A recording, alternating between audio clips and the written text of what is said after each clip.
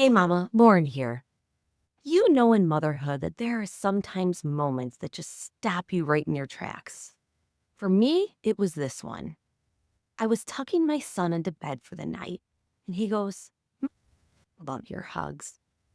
And I go, Aw, buddy, I love your hugs too. And then he goes, Mom, can I hug you anytime I want? And I go, Of course you can hug me anytime you want.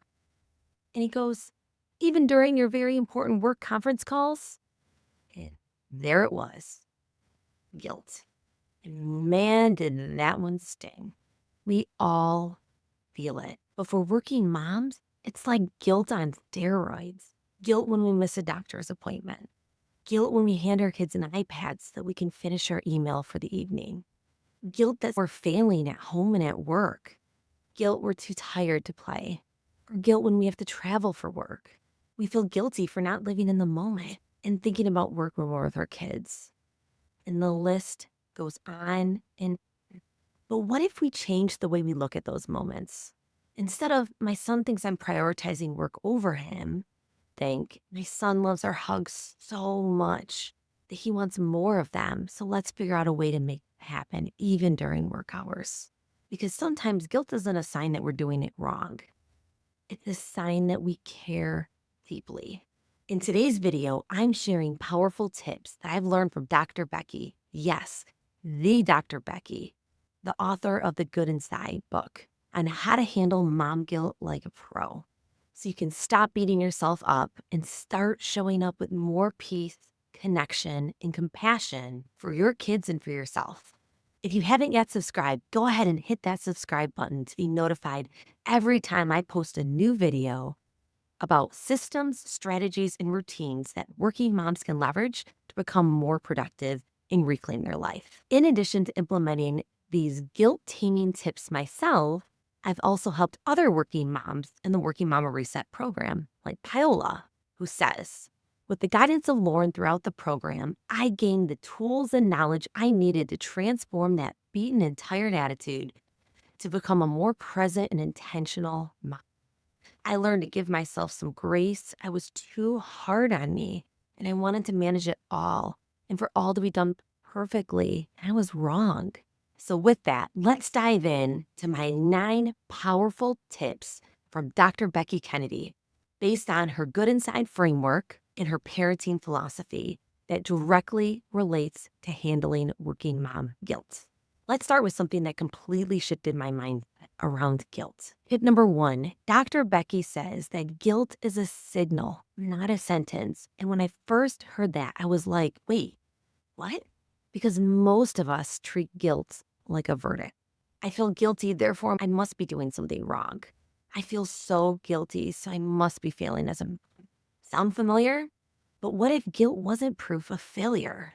What if it was a signal, a little tap on the shoulder saying, hey, this moment matters to you? Dr. Becky teaches us to be curious about guilt. Instead of spiraling, pause and ask yourself, what value is this guilt pointing towards? Maybe you feel guilty for missing bedtime stories 3 nights in a row. That guilt might be pointing to your value of family, connection, and routine. It doesn't mean that you're a bad. It means that you care deeply about being present. This shift is powerful. You're not broken. You're not doing it wrong. And you're just being shown what matters most to you so that you can make tiny, meaningful adjustments, not from a place of shame, but from a place of love. Because guilt doesn't have to be the enemy. Sometimes it's just your heart trying to get your attention. Tip number 2, you're good inside, even when you feel like you're not. Let's talk about those moments that don't show up on Pinterest and Instagram. Things like the rushed school drop-off after yelling about shoes, or the bedtime routine that you missed again because you had to finish something up for work, or the moment that you snapped at your kid because your brain was fried from a long, exhausting day. In those moments, it is so easy to spiral. Start questioning everything. Am I failing my kids? Why can't I keep it together? Do they deserve better than me? But here's what Dr. Becky reminds us, and I want you to really let this land. You are a good parent having a hard time. not a bad parent. And your worth, not up for debate. It's not decided by one tough evening, not a race because you lost your patience after a long day of work, meetings, dinner, and household responsibilities, and a child who refused to put on his pajamas. You are allowed to be tired, and you're allowed to get it wrong sometimes. That doesn't take away from who you are inside, a loving, deeply committed mom who's doing her best. The belief that we're all good inside, even when behavior misses the mark, powerful. It creates space for grace, for repair, for kindness. Because when we believe that we're still good inside, we parent from a place of strength, not shame. And when we show up as our full, imperfect selves, we're teaching our kids one of the most powerful lessons of all. It is okay to have hard days, that mistakes don't define our worth, that love and repair are more powerful than perfection. When they see us give ourselves grace, they learn how to give it to themselves too. And that might be the most beautiful legacy that we leave behind. Tip number 3, repair over perfection. As working moms, we often carry this silent pressure to get it right all the time, to show up perfectly at work and perfectly at home. But Dr. Becky reminds us, don't aim for perfect parenting. Aim for repair. Because let's be honest, we're going to mess up. We'll snap after a long day. We'll say the wrong thing. We'll miss a moment we wish we hadn't. But here's the powerful part. You can always go back and repair. It might sound something like this. I was frustrated earlier, buddy. I wish I would have handled that differently. I love you so much. That simple moment of honesty and reconnection does more to build trust than trying to be perfect ever could. Why? Because it shows your child what it looks like to take responsibility, to lead with love, and to own your humanity. And just like that, you're not healing the moment, you're modeling emotional resilience for your child. Perfection might feel good for a second, but repair, that's what builds relationships. Tip number 4, guilt often means you're showing up. You know, that sinking feeling of guilt that shows up after a long business work trip when you've been away for a couple days, when your kids started to cry when they saw you on FaceTime. It hurts. It really does. But here's something that Dr. Becky said that changes the way we can think about guilt. Guilt is often a sign that you're present, that you care, that you're in the arena. Because guilt doesn't show up for people who aren't engaged. It shows up for people who are trying, like making sure that you're FaceTiming every morning and every evening while you're away. It shows up for people who are loving deeply and navigating those hard situations. So instead of letting guilt spiral into self-doubt, try saying this. This guilt is reminding me that I want to be present, that I value connection, I care. That little mind shift, it's everything. You're not failing, you're feeling. And that means you're showing up with your whole heart. And one more thing, our kids don't need us to be guilt-free. They need to see what resilience looks like. They need to watch us repair, reconnect, and keep loving through the chaos. That's what's gonna stick. Tip number 5, focus on connection, not quantity of time. We all have been fed this lie that more time equals better parenting.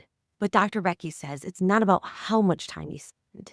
It's about how you show up in the time that you have. So even 10 minutes of full eye contact, a cuddle, a belly laugh, that can fill your child's emotional cup more than hours of distracted multitasking. So if you only get a slice of time between meetings or during the dinner rush, that's okay. Your presence matters more than your schedule. It's not about doing more. It's about being with them, even for a moment. And believe me, those moments, if this is resonating with you, I want you to go ahead and hit that like button. And also comment below with your worst working mom guilt that you've ever felt. Let's support each other and know that we're not in this alone. Tip number 6, boundaries are not betrayal. There's this little voice in your head that whispers to you, if you were a good mom, you would say yes. Yes to the extra story. Yes to the playtime, even when you're exhausted. But Dr. Becky gives us permission to rewrite that story. Boundaries are not betrayal. Saying no doesn't make you cold or uncaring. It makes you human. It teaches your child that it is okay to have limits and to honor them. When you say, buddy, I would love to play after mommy's done making dinner. You don't want our bellies to get hungry. Not pushing them away. You're modeling what it means to listen to your body, your bandwidth, and your needs. And isn't that something that we want them to learn too? Tip number 7, let your kids see you struggle and recover. This one's hard. We want to be their wreck. We want to be their calm, collected, never messy version of them. But Dr. Becky reminds us, let your kids see you struggle and watch you overcome it. It is okay if they see you cry. It is okay if they watch you take a deep breath after snapping. Because when they see that you can have a hard moment and that you can come back centered, they learn something powerful. That being human is messy and that we can recover. We don't have to hide the hard stuff to protect them. We have to show them how to move through it with love. Tip number 8, one of my ultimate favorites. Don't compare your parenting to others.